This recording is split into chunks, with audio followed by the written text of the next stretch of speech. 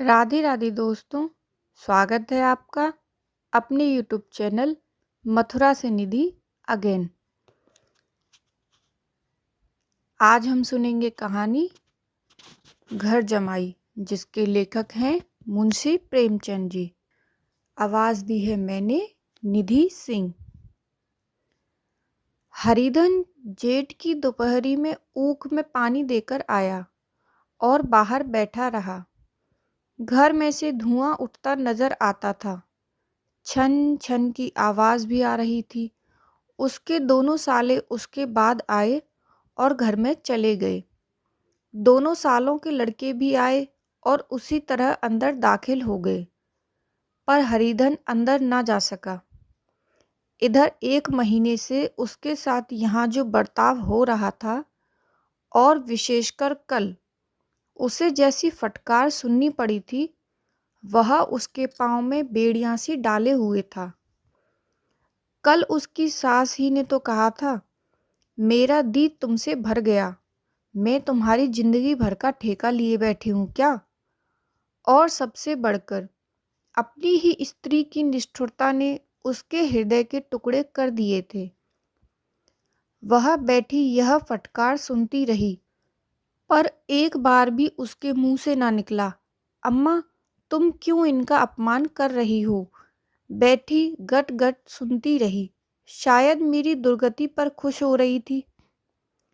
इस घर में वह कैसे जाए, और आज इस घर में जीवन के 10 साल गुजर जाने पर यह हाल हो रहा है। मैं किसी से कम काम नहीं करता हूँ। दोनों साले मीठी नींद सोते रहते हैं और मैं बैलों को सानी पानी देता हूँ, झांटी काटता हूँ। वहाँ सब लोग पल पल पर चिलम पीते हैं। मैं आंखें बंद किए अपने काम में लगा रहता हूँ। संध्या समय पर घरवाले गाने बजाने चले जाते हैं। मैं घड़ी रात तक गाए बैसे दूहता हूँ। उसका यह पुरस्कार मिल रहा है कि कोई खाने को भी नहीं पूछता, उल्टे और गालियाँ मिलती हैं। उसकी स्त्री घर से डोल लेकर निकली और बोली, जरा इसे कुएं से खींच लो, एक बूंद पानी नहीं है। हरिधन ने डोल लिया और कुएं से पानी भर लाया। उसे जोर से भूख लगी हुई थी। समझा अब खाने को बुलाने आएगी, मगर स्त्री डोल लेकर अंदर गई तो वहीं की हो रही। हरिधन थका मांदा सुबह से व्याकुल पड़ा सो रहा। सहसा उसकी स्त्री गुमानी ने आकर उसे जगाया। हरिधन ने पड़े पड़े ही कहा, क्या है, क्या पड़ा भी नहीं रहने देगी, या और पानी चाहिए। गुमानी कटु स्वर में बोली, गुर्राते क्या हो, खाने को बुलाने आई हूँ। हरिधन ने देखा उसके दोनों साले और बड़े साले के दोनों लड़के भोजन किए चले जा रहे हैं। उसकी देह में आग लग गई। मेरी अब यह नौबत पहुंच गई कि इन लोगों के साथ बैठकर खा भी नहीं सकता। मैं इनकी झूठी थाली चाटने वाला हूँ। मैं इनका कुत्ता हूँ जिसे खाने के बाद टुकड़ा रोटी डाल दी जाती है। यही घर है जहाँ आज से 10 साल पहले उसका कितना आदर सत्कार होता था। साले गुलाम बने रहते थे। सास मुंह जोहती रहती थी। स्त्री पूजा करती थी। तब उसके पास रुपए थे, जायदाद थी। अब वह दरिद्र है। उसकी सारी जायदाद को इन्हीं लोगों ने कूड़ा कर दिया। अब रोटियों के भी लाले हैं। उसके जी में एक ज्वाला सी उठी कि इसी वक्त अंदर जाकर सास को और साली को भिगो भिगो कर लगाए, पर जब्त करके रह गया। पड़े पड़े बोला, मुझे भूख नहीं है, आज न खाऊंगा। गुमानी ने कहा, न खाओगे मेरी बला से। हाँ नहीं तो खाओगे, तुम्हारे पेट में ही जाएगा, कुछ मेरे पेट में थोड़ी ही जाएगा। हरिधन का क्रोध आंसू बन बह गया। यह मेरी स्त्री है जिसके लिए मैंने अपना सर्वस्व मिट्टी में मिला दिया। मुझे उल्लू बनाकर यह सब मुझे अब निकाल देना चाहते हैं। वह अब कहाँ जाए, क्या करे। उसकी सास आकर बोली, चलकर खा क्यों नहीं लेते जी, रूठते किस पर हो। यहाँ तुम्हारे नखरे सहने का किसी में बूता नहीं है। जो देते हैं वह मत देना। और क्या करोगे, तुमसे बेटी ब्याही है, कुछ तुम्हारी जिंदगी का ठेका नहीं लिया है। हरिधन ने मर्माहत होकर कहा, हाँ अम्मा, मेरी भूल थी कि मैं यही समझ रहा था। अब मेरे पास क्या है कि तुम मेरी जिंदगी का ठेका लोगी। जब मेरे पास धन भी था तब सब कुछ आता था, अब दरिद्र हूँ, तुम क्यों बात पूछोगी। बूढ़ी सास भी मुंह फुलाकर भीतर चली गई। बच्चों के लिए बाप एक फालतू सी चीज, एक विलास की वस्तु है, जैसे घोड़े के लिए चने और बाबुओं के लिए मोहन भोग। मोहन भोग उम्र भर ना मिले तो किसका नुकसान है, मगर एक दिन रोटी दाल के दर्शन ना हो तो फिर देखिए क्या हाल होता है। पिता के दर्शन कभी कभी शाम सवेरे हो जाते हैं। वह बच्चे को उछालता है, दुलारता है, कभी गोद लेकर या उंगली पकड़कर सैर कराने ले जाता है। और बस यही उसके कर्तव्य की इति है। वह परदेश चला जाए, बच्चे को परवाह नहीं होती, लेकिन माँ तो बच्चे का सर्वस्व है। बालक एक मिनट के लिए भी उसका वियोग नहीं सह सकता। पिता कोई हो, उसे परवाह नहीं, केवल एक उछालने वाला, कुदाने वाला आदमी होना चाहिए। लेकिन माता तो अपनी होनी चाहिए, 16 आने अपनी। वही रूप, वही रंग, वही प्यार, वही सब कुछ।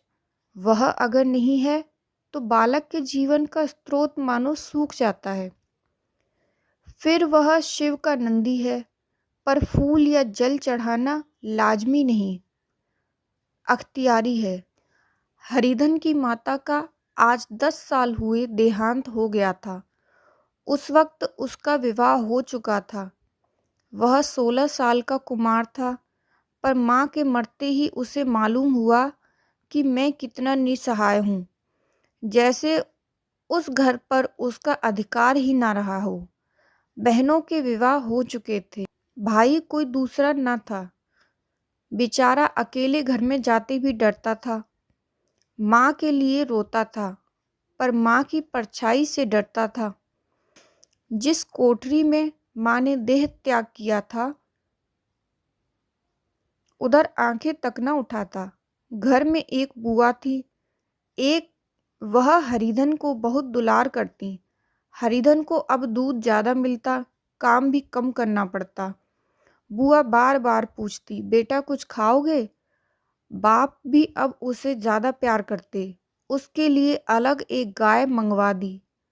कभी कभी उसे कुछ पैसे देते कि जैसे चाहे खर्च करे, पर इन मरहमों से वह घाव न पूरा होता था जिसने उसकी आत्मा को आहत कर दिया था। वह दुलार और प्यार बार बार माँ की याद दिलाता। माँ की घुड़कियों में जो मज़ा था, वह क्या इस दुलार में था। माँ से मांगकर, लड़कर, ठुनककर, रूठकर लेने में जो आनंद था, वह क्या भिक्षादान में था। पहले वह स्वस्थ था, मांग मांग कर खाता था, लड़ लड़ कर खाता था। अब वह बीमार था। अच्छे से अच्छा पदार्थ उसे दिए जाते थे, अच्छे से अच्छे पदार्थ उसे दिए जाते थे, पर भूख न थी। साल भर तक इसी दशा में रहा। फिर दुनिया बदल गई। एक नई स्त्री, जिसे लोग उसकी माता कहते थे, उसके घर में आई और देखते ही देखते एक काली घटा की तरह उसके संकुचित भूमंडल पर छा गई। सारी हरियाली, सारे प्रकाश पर अंधकार का पर्दा पड़ गया।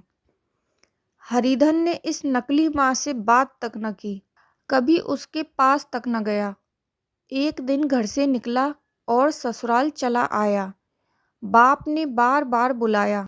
बाप के जीते जी वह फिर उस घर में ना गया। जिस दिन उसके पिता के देहांत की सूचना मिली, उसे एक प्रकार का ईर्ष्यामय हर्ष हुआ। उसकी आंखों में आंसू की एक बूंद भी न आई। इस नए संसार में आकर हरिधन को एक बार फिर मात्र स्नेह का आनंद मिला। उसकी सास ने ऋषि वरदान की भांति उसके शून्य जीवन को विभूतियों से परिपूर्ण कर दिया। मरुभूमि में हरियाली उत्पन्न हो गई। सालियों की चुहल में, सास के स्नेह में, सालों के वाक विलास में और स्त्री के प्रेम में उसके जीवन की सारी आकांक्षाएं पूरी हो गईं। सास कहती, बेटा तुम इस घर को अपना ही समझो, तुम ही मेरे आंखों के तारे हो। वह उससे अपने लड़कों की, बहुओं की शिकायत करती। वह दिल में समझता था, सास जी मुझसे अपने बेटों से भी ज़्यादा चाहती हैं। बाप के मरते ही वह घर गया और अपने हिस्से की जायदाद को कूड़ा करके रुपयों की थैली लिए फिर आ गया। अब उसका दूना आदर सत्कार होने लगा। उसने अपनी सारी संपत्ति सास के चरणों पर अर्पण करके अपने जीवन को सार्थक कर दिया। अब तक उसे कभी कभी घर की याद आ जाती थी, अब भूल कर भी उसकी याद न आती, मानो वह उसके जीवन का कोई भीषण कांड था जिसे भूल जाना ही उसके लिए अच्छा था। वह सबसे पहले उठता, सबसे ज्यादा काम करता। उसका मनोयोग, उसका परिश्रम देखकर गांव के लोग दांतों तले उंगली दबाते थे। उसके ससुर का भाग्य बखारते, जिसे ऐसा दामाद मिल गया। लेकिन ज्यों-ज्यों दिन गुजरते गए, उसका मान सम्मान घटता गया। पहले देवता था, फिर घर का आदमी, अंत में घर का दास हो गया। रोटियों में भी बाधा पड़ गई, अपमान होने लगा। अगर घर के लोग भूखों मरते और साथ ही उसे भी मरना पड़ता, तो उसे जरा भी शिकायत न होती। लेकिन जब वह देखता और लोग मूंछों पर ताव दे रहे हैं, लेकिन मैं ही दूध की मक्खी बना दिया गया हूँ, तो उसके अंतस्थल से एक लंबी ठंडी आह निकल जाती। अभी उसकी उम्र कुछ 25 साल की तो थी। इतनी उम्र इस घर में कैसे गुजरेगी? और तो और उसकी स्त्री ने भी आंखें फेर लीं। यह उस विपत्ति का क्रूर दृश्य था। हरिधन तो उधर भूखा प्यासा चिंता दाह में जल रहा था, इधर घर में सास जी और दोनों सालों में बातें हो रही थीं। गुमानी भी हाँ में हाँ मिलाती जाती थी। बड़े साले ने कहा, हम लोगों की बराबरी करते हैं, यह नहीं समझते कि किसी ने उसकी जिंदगी भर का ठेका थोड़े ही लिया है। 10 साल हो गए, इतने दिनों में क्या 2-3 हजार ना हड़प गए होंगे। छोटे साले ने कहा, मजूर हो तो आदमी घुड़के भी, डांटे भी। अब इनसे कोई क्या कहे, न जाने इनसे कब पिंड छूटेगा, छूटेगा भी या नहीं।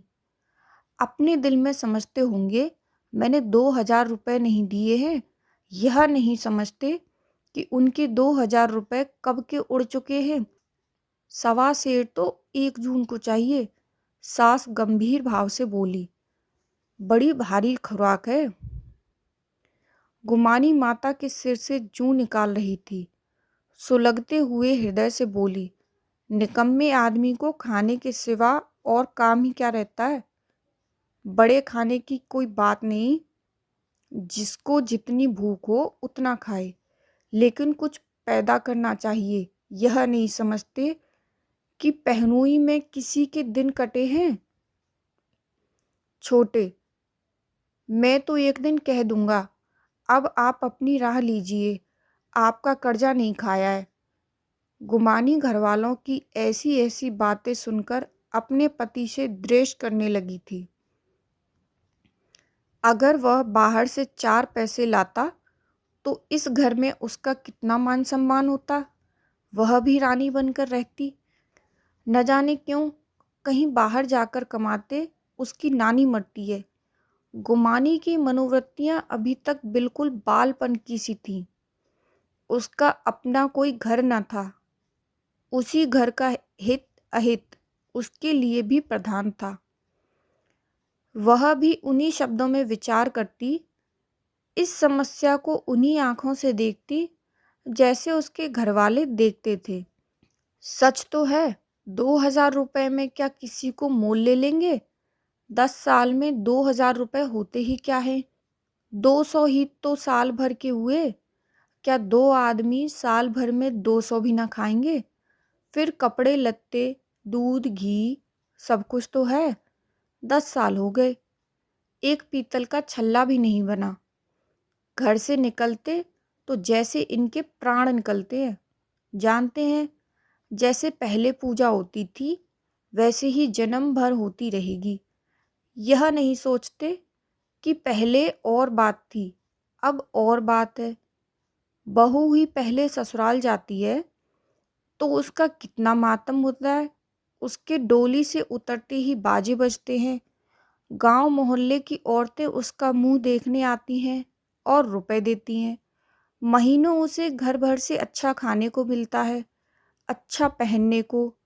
कोई काम नहीं लिया जाता। लेकिन 6 महीने बाद कोई उसकी बात भी नहीं पूछता। वह घर भर की लौंडी हो जाती है।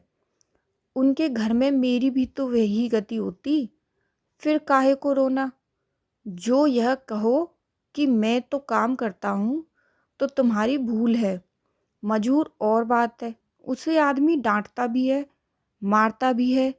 जब चाहता है रखता है, जब जी चाहता है निकाल देता है, कसकर काम लेता है।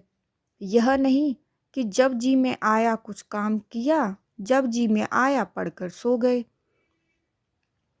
हरिधन की पत्नी ने कहा। हरिधन भी पड़ा अंदर ही अंदर सुलग रहा था कि दोनों साले बाहर आए और बड़े साहब बोले, भैया उठो, तीसरा पहर ढल गया, कब तक सोते रहोगे? सारा खेत पड़ा है। हरिधन चट से उठ बैठा और तीव्र स्वर में बोला, क्या तुम लोगों ने मुझे उल्लू समझ लिया है? दोनों साले हक्का बक्का हो गए। जिस आदमी ने कभी जबान नहीं खोली, हमेशा गुलामों की तरह हाथ बांधे हाजिर रहा, वह आज एकाएक इतना आत्माभिमानी हो गया। यह उनको चौंका देने के लिए काफी था। कुछ जवाब न सूझा। हरिधन ने देखा इन दोनों के कदम उखड़ गए हैं, तो एक धक्का और देने की प्रबल इच्छा को वह न रोक सका। उसी ढंग से बोला, मेरी भी आंखें हैं, अंधा नहीं हूं, ना बहरा ही हूं। छाती फाड़कर काम करूं और उस पर भी कुत्ता समझा जाऊं? ऐसे गधे कहीं और होंगे। अब बड़े साले भी गरम पड़े। तुम्हें किसी ने यहाँ बांध तो नहीं रखा है? अब की हरिधन लाजवाब हुआ। कोई बात न सूझी। बड़े ने फिर उसी ढंग से कहा, अगर तुम यह चाहो कि जन्म भर पाहुने बने रहो और तुम्हारा वैसा ही आदर सत्कार होता रहेगा तो हमारे बस की बात नहीं है। हरिधन ने आंखें निकालकर कहा, क्या मैं तुम लोगों से कम काम करता हूँ? बड़े, यह कौन कहता है? हरिधन, तो तुम्हारे घर की यही नीति है कि जो सबसे ज्यादा काम करे वही भूखों मारा जाए? बड़े, तुम खुद खाने नहीं गए, क्या कोई तुम्हारे मुंह में कौर डाल देता? हरिधन ने होंठ चबाकर कहा, मैं खुद खाने नहीं गया। कहते तुम्हें लाज नहीं आती? नहीं आई थी बहन तुम्हें बुलाने? हरिधन की आंखों में खून उतर गया, दांत पीसकर रह गया। छोटे साले ने कहा, अम्मा भी आई थीं, तुमने कह दिया मुझे भूख नहीं है, तो क्या करती? सास भीतर से लपकी चली आ रही थी। यह बात सुनकर बोली, कितना कहकर हार गई, कोई उठे ना तो मैं क्या करूं? हरिधन ने विष, खून और आग से भरे हुए स्वर में कहा, मैं तुम्हारे लड़कों का झूठा खाने के लिए हूं? मैं कुत्ता हूं कि तुम लोग खाकर मेरे सामने सूखी रोटी का टुकड़ा फेंक दो? बुढ़िया ने ऐंठ कर कहा, तो क्या तुम लड़कों की बराबरी करोगे? हरिधन परास्त हो गया। बुढ़िया के एक ही वाक प्रहार ने उसका काम तमाम कर दिया। उसकी तनी हुई भवें ढीली पड़ गईं, आंखों की आग बुझ गई, फड़कते हुए नथने शांत हो गए। किसी आहत मनुष्य की भांति वह जमीन पर गिर पड़ा। क्या तुम मेरे लड़कों की बराबरी करोगे? यह एक वाक्य एक लंबे भाले की तरह उसके हृदय में चुभता चला था। ना हृदय का अंत था, ना उस भाले का। सारे घर ने खाया, पर हरिधन ना उठा। सास ने मनाया, सालियों ने मनाया, ससुर ने मनाया, दोनों साले मनाकर हार गए। हरिधन ना उठा। वहां द्वार पर एक टाट पर पड़ा था। उसे उठाकर सबसे अलग कुएं पर ले गया और जगत पर बिछाकर पड़ा रहा। रात बीत चुकी थी। अंततः आकाश में उज्ज्वल तारे बालकों की भांति क्रीड़ा कर रहे थे। कोई नाचता था, कोई उछलता था, कोई हंसता था, कोई आंखें मीचकर फिर खोल देता था। रह रहकर कोई साहसी बालक सपाटा भरकल भर में उस विस्तृत क्षेत्र को पार कर लेता था और न जाने कहाँ छा जाता था। हरिधन को अपना बचपन याद आया, जब वह भी इसी तरह क्रीड़ा करता था। उसकी बाल स्मृतियां उन्हीं चमकीले तारों की भांति प्रज्वलित हो गई। वह अपना छोटा सा घर, वह आम का बाग जहाँ वह केसरिया चुना करता था, वह मैदान जहाँ कबड्डी खेला करता था, सब उसको याद आने लगे। फिर अपनी स्नेहमयी माता की सहृदय मूर्ति उसके सामने खड़ी हो गई। उन आंखों में कितनी करुणा थी, कितनी दया थी।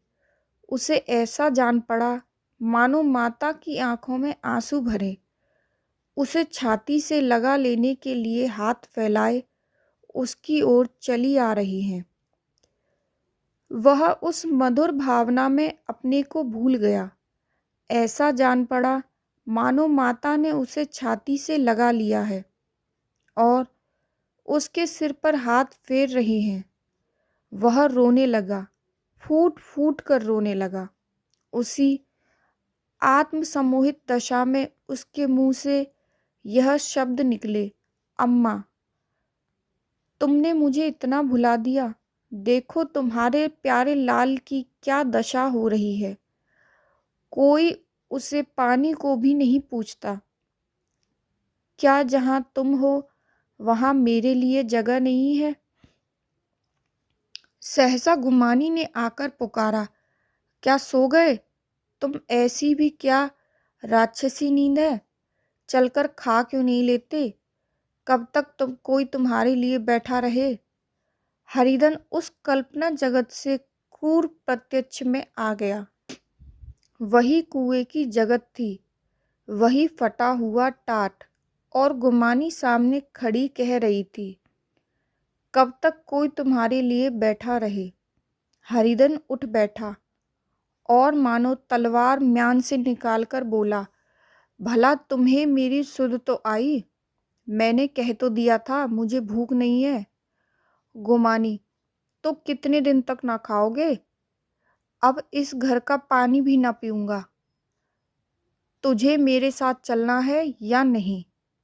दृढ़ संकल्प से भरे हुए इन शब्दों को सुनकर गुमानी सहम उठी। बोली, कहाँ जा रहे हो? हरिधन ने मानो नशे में कहा, तुझे इससे क्या मतलब? मेरे साथ चलेगी या नहीं? फिर पीछे से ना कहना मुझसे कहा नहीं। गुमानी आपत्ति के भाव से बोली, तुम बताते क्यों नहीं कहाँ जा रहे हो? तू मेरे साथ चलेगी या नहीं? जब तक बता न दोगे मैं न जाऊंगी। तो मालूम हो गया तू नहीं जाना चाहती। मुझे इतना ही पूछना था, नहीं तो अब तक मैं आधी दूर निकल गया होता। यह कहकर उठा और अपने घर की ओर चला। गुमानी पुकारती रही, सुन लो, सुन लो, पर उसने फिरकर भी न देखा। 30 मील की मंजिल हरिधन ने 5 घंटों में तय की। जब वह अपने गांव की अमराइयों के सामने पहुंचा तो उसकी मातृ भावना उषा की सुनहरी गोद में खेल रही थी। उन वृक्षों को देखकर उसका विहल हृदय नाचने लगा। मंदिर का सुनहरा कलश देखकर वह इस तरह दौड़ा मानो एक छलांग में उसके ऊपर जा पहुंचेगा। वह वेग में दौड़ा जा रहा था, मानो उसकी माता गोद फैलाए उसे बुला रही हो। जब वह आमों के बाग में पहुंचा, जहां डालियों पर बैठकर वह हाथी की सवारी का आनंद पाता था, जहां के कच्चे बेरों और लिसोड़ों में एक स्वर्गीय स्वाद था, तो वह बैठ गया और भूमि पर सिर झुकाकर रोने लगा, मानो अपनी माता को अपनी विपत्ति कथा सुना रहा हो। वहाँ की वायु में, वहाँ के प्रकाश में मानो उसकी विराट रूपड़ी माता व्याप्त हो रही थी। वहाँ की अंगुल अंगुल भूमि माता के पद चिन्हों से पवित्र थी। माता के स्नेह में डूबे हुए शब्द अभी तक मानो आकाश में गूंज रहे थे। इस वायु और इस आकाश में न जाने कौन सी संजीवनी थी, जिसने उसके शोकार्त हृदय को फिर बालोत्साह से भर दिया। वह एक पेड़ पर चढ़ गया और उधर से आम तोड़ तोड़कर खाने लगा। सास के वह कठोर शब्द, स्त्री का वह निष्ठुर आघात, वह सारा अपमान उसे भूल गया। उसके पांव फूल गए थे, तलवों में जलन हो रही थी, पर इस आनंद में उसे किसी बात का ध्यान न था। सहसा रखवाले ने पुकारा, वह कौन ऊपर चढ़ा है रे? उतर, अब उतर अभी, नहीं तो ऐसा पत्थर खींचकर मारूंगा कि वहीं ठंडे हो जाओगे। उसने कई गालियां भी दीं। इस फटकार और इन गालियों में इस हरिधन को अलौकिक आनंद मिल रहा था। वह डालियों में छिप गया, कई आम काट काट नीचे गिराए और जोर से ठट्ठा मारकर हंसा। ऐसी उल्लास से भरी हुई हंसी उसने बहुत दिन से ना हंसी थी। रखवाले को यह हंसी परिचित मालूम हुई, मगर हरिधन यहाँ कहाँ? वह ससुराल की रोटियां तोड़ रहा है। कैसा हंसोड़ा था, कितना चलबला, न जाने बेचारे का क्या हाल हुआ। पेड़ की डाल से तालाब में कूद पड़ता था। अब गांव में ऐसा कौन है? डांट कर बोला, वहां से बैठे बैठे हंसोगे तो आकर सारी हंसी निकाल दूंगा, नहीं तो सीधे उतर आओ। वह गालियां देते जा रहा था कि एक गुठली आकर उसके सिर पर लगी। सिर सहलाता हुआ बोला, यह कौन शैतान है, नहीं मानता? ठहर तो, मैं आकर तेरी खबर लेता हूँ। उसने अपनी लकड़ी नीचे रख दी और बंदरों की तरह चटपट ऊपर चढ़ गया। देखा तो हरिधन बैठा मुस्कुरा रहा है। चकित होकर बोला, अरे हरिधन, तुम यहाँ कब आए? इस पेड़ पर कब से बैठे हो? दोनों बचपन के सखा वहीं गले मिले। यहाँ कब आए? चलो घर चलो। भले आदमी, क्या वहाँ आम भी मयस्सर न होते थे? हरिधन ने मुस्कुराकर कहा, मंगरू, इन आमों में जो स्वाद है वह और कहीं के आमों में नहीं है। गांव का क्या रंग ढंग है मंगरू, सब चैन चान है भैया। तुमने तो जैसे नाता ही तोड़ ली। इस तरह कोई अपना गांव घर छोड़ देता है? जब से तुम्हारे दादा मरे सारी गिरस्ती चौपट हो गई। 2 छोटे छोटे लड़के हैं, उनके लिए क्या होता है? हरिधन, अब उस गृहस्थी से क्या वास्ता है भाई? मैं तो अपना ले चुका, मजूरी तो मिलेगी ना। तुम्हारी गैया ही चरा दिया करूँगा, मुझे खाने को दे देना। मंगरू ने अविश्वास के भाव से कहा, अरे भैया कैसी बातें करते हो? तुम्हारे लिए जान हाजिर है, क्या ससुराल में अब ना रहोगे?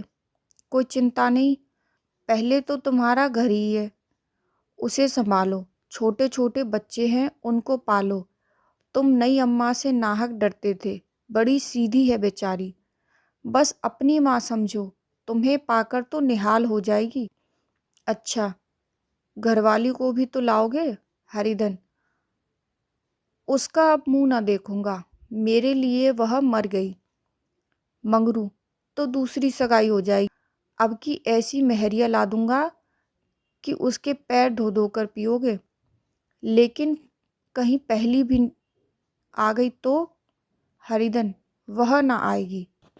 हरिधन अब अपने घर पहुंचा तो दोनों भाई भैया आए हैं, भैया आए हैं कहकर भीतर दौड़े और माँ को खबर दी। उस घर में कदम रखते ही हरिधन को एक ऐसी शांत महिमा का अनुभव हुआ, मानो वह अपनी माँ की गोद में बैठा हुआ है और इतने दिनों ठोकरों खाने से उसका हृदय कोमल हो गया था। जहाँ पहले अभिमान था, आग्रह था, हेकड़ी थी, वहाँ अब निराशा थी, पराजय और याचना थी। बीमारी का जोर कम हो चला था, अब मामूली दवा भी असर कर सकती थी। किले की दीवारें छिद चुकी थीं, अब उसमें घुस जाना असाध्य न था। वही घर जिससे वह एक दिन विरक्त हो गया था, अब गोद फैलाए उसे आश्रय देने को तैयार था। हरिधन का निर्विलंब मन यह आश्रय पाकर मानो तृप्त हो गया। शाम को विमाता ने कहा, बेटा तुम घर आ गए, हमारा धन्य भाग। अब इन बच्चों को पालो। माँ का नाता ना सही, बाप का नाता तो है। मुझे एक रोटी दे देना, खाकर एक कोने में पड़ी रहूंगी। तुम्हारी अम्मा से मेरी बहन का नाता है, उस नाते से तो तुम मेरे लड़के होते हो। हरिधन ने मात्र विहल आंखों से विमाता के रूप में अपनी माता के दर्शन किए। घर के एक एक कोने से मात्र स्मृतियों की छटा चांदनी की भांति छिटकी हुई थी। विमाता का प्रौढ़ मुखमंडल भी उसी छटा से रंजित था।